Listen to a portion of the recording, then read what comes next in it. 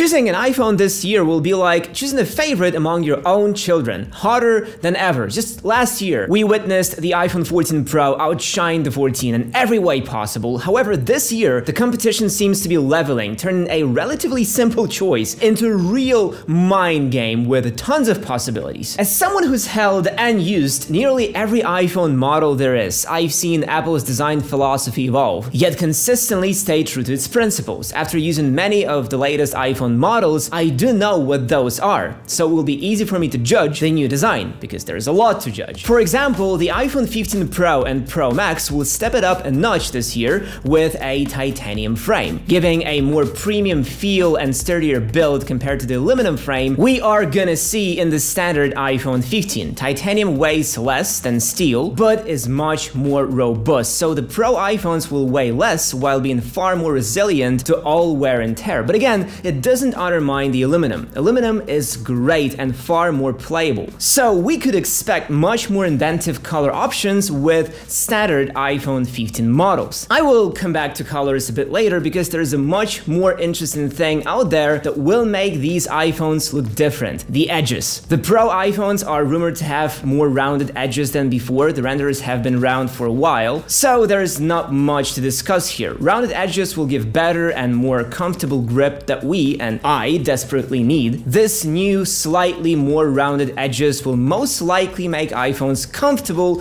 to hold again. However, remember that both iPhone 15 and 15 Pro will spend most of their lives in a case, making the difference between them almost meaningless. Well, you may want a new design like I do, but it seems far more wise to stick to the older one just for the sake of reliability and familiarity. Yet familiarity, as it appears to me, is something Apple wants to throw out the window by replacing the familiar and beloved nude switch with a button on Pro iPhones this year. This button has been proven by renderers, phone cases, and countless leakers, and according to these rumors, this button will be programmable. It is still unclear which features it will have, but code diggers have examined iOS 17 and revealed that this button might interact with the camera, flashlight, shortcuts, act like a mute switch, open voice memos, and so on. I think this is a very cool new thing, but still a bit skeptical about the necessity of it. Only time will tell, right? It might be useful or just a gimmick. And while we are the topic of gimmicks, the dynamic island is coming to regular iPhones as well. Leaked images of the iPhone 15 confirm the dynamic island. This change is undoubtedly gonna boost sales, but I am most interested in new features. Will it have any, or will it remain the same as what we have now? Because if the list of features of this island remains the same, then what's the point? Yes, it freshens up the look, but practically, is it that good? Almost a year with the 14 Pro proves one thing: the dynamic island is still a gimmick, but a cool gimmick that does make heads turn. So at least in the dynamic island department, the regular iPhone 15 and 15 Pro are the same. But I can't say that about the display itself, because oh boy, the display on the 15 Pro is gonna wipe the floor with the 15th display. It will still have a higher brightness of at least 2000 nits and Pro Motion, plus it's basically a fact at this point that the bezels on Pro iPhones will be thinner. And Unbox Therapy has even compared a dummy iPhone 15 Pro to 14 Pro. The bezels are gonna get thinner and reach 1.55 millimeters, which should be a world record at that point. If Xiaomi doesn't make anything crazier at least. Oh, and Samsung has already started manufacturing those displays, so that's settled. Now let's take a quick break and talk about this video's sponsor, Skillshare. Skillshare is an online learning community where you can find thousands of classes to explore and learn new skills while unleashing your creativity. Whether you're interested in marketing, business analytics, productivity, web development, freelancing, or anything else, there are classes that match your goals and interests. With Skillshare, you can not only discover your passions, but also learn how to build a career that suits you. You don't have to start with difficult courses right away. You can begin with easier ones and gradually challenge yourself at your own pace. Personally, I enjoy Skillshare's curated lists of classes. Currently, I'm watching classes from a list about productivity to really up my game here. This list of of classes includes classes from Thomas Frank, Ellie Abdel, and Brooke Glazer, and Skillshare is ad-free so you can stay in the zone while you're exploring new skills. New premium classes launched each week, so there's always something new to discover. The entire catalog is now available with subtitles in Spanish, French, Portuguese, and German. So invest in yourself and your personal growth. The first 1,000 people to use the link will get a 1-month free trial. So consider joining Skillshare using the link in the description below.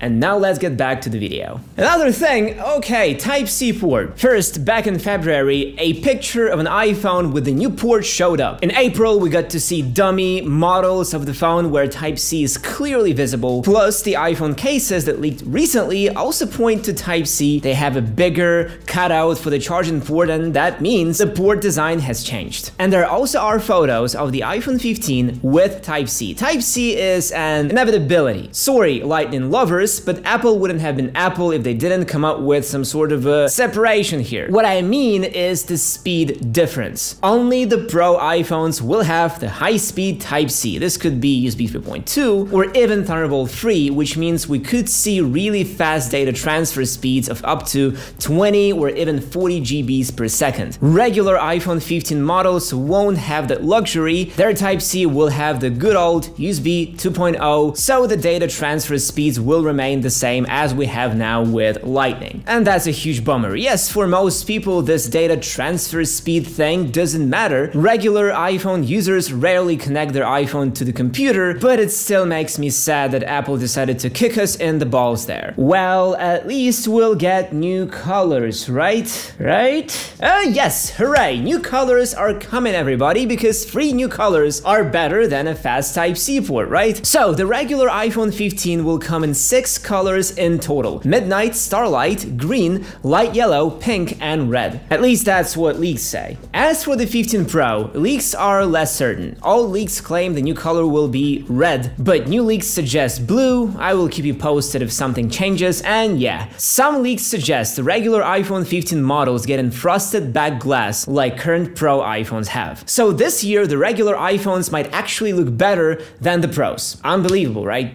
These visual changes are for sure very exciting, but what is far more interesting, at least to me, are the internals. And I'm not talking about the chip. No.